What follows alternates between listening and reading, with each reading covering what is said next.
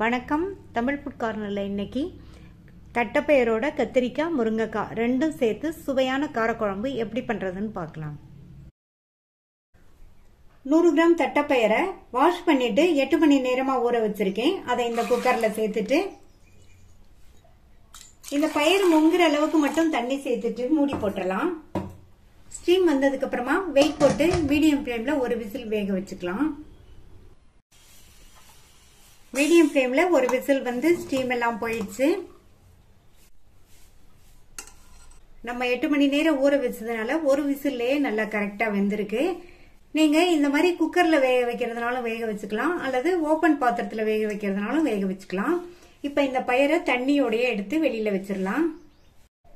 இப்போ குழம்பு செய்ய ஸ்டார்ட் பண்ணலாம். இந்த பேன்ல 2 டேபிள் ஸ்பூன் எண்ணெய், நான் நல்லெண்ணெய் சேர்த்திருக்கேன். இந்த மாதிரி தட்டைப்பயிறு குழம்புக்கெல்லாம் நல்லெண்ணெய் சேர்த்தா நல்லா இருக்கும், உடம்புக்கு ரொம்ப நல்லது. எண்ணெய் சூடாயிடுச்சு. அதுல 1 டீஸ்பூன் கடுகு.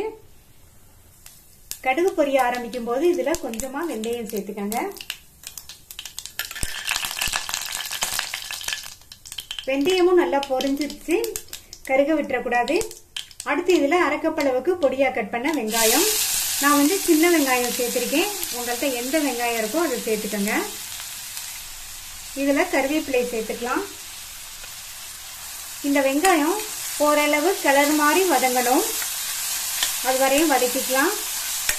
இந்த மாதிரி வெங்காயத்தை நல்லா பொடியா கட் பண்ணியோ அல்லது மிக்சி ஜார்ல சேர்த்து 1-2 அரைச்சோவோ நம்ம வதக்கினோம்னா வெங்காயமும் வேகமா வதங்கிரும், நமக்கு குழம்போட கன்சிஸ்டன்சியும் நல்லா திக்கா கிடைக்கும். இப்ப வெங்காயத்தை இந்த மாதிரி லைட்டா கலர் மாறுற அளவுக்கு வதக்கிட்டு அடுத்து இது கூட 2 மீடியம் சைஸ் தக்காளியை கட் பண்ணி சேர்த்துக்கலாம்.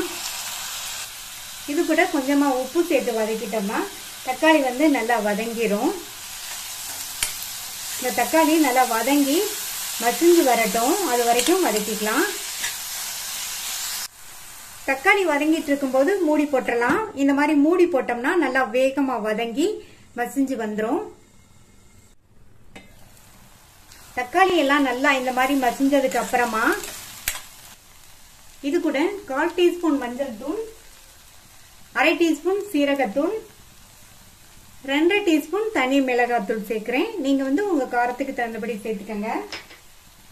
5 டீஸ்பூன் கொத்தமல்லி தூள். அடுத்து குழம்புக்கு தேவையான அளவு உப்பு சேர்த்துக்கலாம். தக்காளி வதங்கும் போது உப்பு சேர்த்திருக்கோம், அதை கனெக்ட் பண்ணி சேர்த்துக்கணும். இதுல 2 டேபிள் ஸ்பூன் போல தண்ணி சேர்த்து நல்லா கலந்து விட்டுறலாம். இந்த சேர்த்த மசாலா தூளோட பச்சை வாசனை போய் ஓரங்கள்லாம் எண்ணெய் பிரிஞ்சு வர வரைக்கும் இது வதங்கிட்டு இருக்கட்டும். நான் வந்து தனி மிளகாத்தூளும் மல்லித்தூளும் சேர்த்திருக்கேன். இதுக்கு பதில் உங்கள்கிட்ட குழம்பு மிளகாய் தூள் இருந்தா உங்க காரத்துக்கு தகுந்தபடி சேர்த்துக்கங்க. மசாலா தூளோட பச்சை வாசனை எல்லாம் போயிடுச்சு. கட் பண்ணி தண்ணியில போட்ட 100 கிராம் கத்திரிக்காயை இதுல சேர்த்துக்கலாம். இது கூட 6 பீஸ் போல முருங்கைக்காய் சேர்த்துக்கிறேன். இந்த மாதிரி தட்டைப்பயிரோட கத்திரிக்காய் முருங்கைக்காய் ரெண்டுமே சேர்த்து நம்ம குழம்பு பண்ணோம்னா குழம்பு வந்து நல்லா சுவையா இருக்கும். இப்ப இந்த காய் சேர்த்ததுக்கு அப்புறமா இதை நல்ல ஹை ஃபிளேம்லயே வச்சு ஒரு 3 நிமிஷத்துக்கு இந்த மசாலால வதக்கி விட்டுக்கங்க. 3 நிமிஷமா நல்ல மசாலால வதக்கி விட்டாச்சு. அடுத்து வேக வச்ச தட்டைப்பயிரை தண்ணியோடயே சேர்த்துக்கலாம். தட்டைப்பயிறு சேர்த்து நல்லா ஒரு தடவை மிக்ஸ் பண்ணி விட்டுறலாம். இப்ப இது கூட 3/4 கப் தண்ணி சேர்த்துக்கலாம்.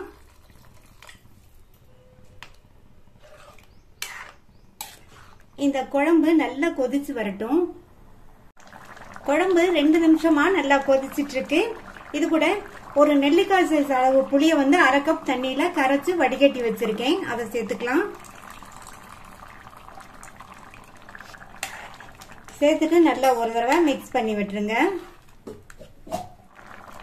மூடி வச்சிடலாம்.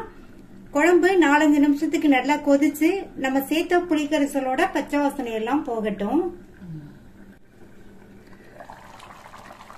4-5 நிமிஷமா கொதிச்சு நம்ம சேர்த்த புளிக்கரைசலோட பச்சை வாசனை போய் சேர்த்த காய்களுமே நல்லா சாஃப்டா வந்து நம்மளுடைய குழம்பு சூப்பரா ரெடி ஆயிடுச்சு. இப்ப ஸ்டவ் ஆஃப் பண்ணிடலாம். இதுல கருவேப்பிலை இலைகளை இந்த மாதிரி பிச்சு பிச்சு சேர்த்தோம்னா குழம்பு வந்து இன்னுமே நல்ல வாசனையா இருக்கும். 1 நிமிஷத்துக்கு மட்டும் நல்லா மூடி வச்சிடலாம். நான் இந்த குழம்புக்கு தேங்காய் அரைச்சு எதுவும் சேர்க்கல. தேங்காய் சேர்க்காமயே குழம்பு நல்லா இருக்கும். நீங்க விருப்பப்பட்டீங்கன்னா 1/4 கப் தேங்காய் துண்டுகளை நல்லா நைஸ் விழுதா அரைச்சு சேர்த்து 2 நிமிஷத்துக்கு கொதிக்க விட்டுக்கங்க. சுவையான காரக்குழம்பு சூப்பரா ரெடி ஆயிடுச்சு. நீங்களும் இதை கண்டிப்பா ட்ரை பண்ணி பார்த்துட்டு உங்க கமெண்ட்ஸ் சொல்லுங்க. தேங்க்யூ.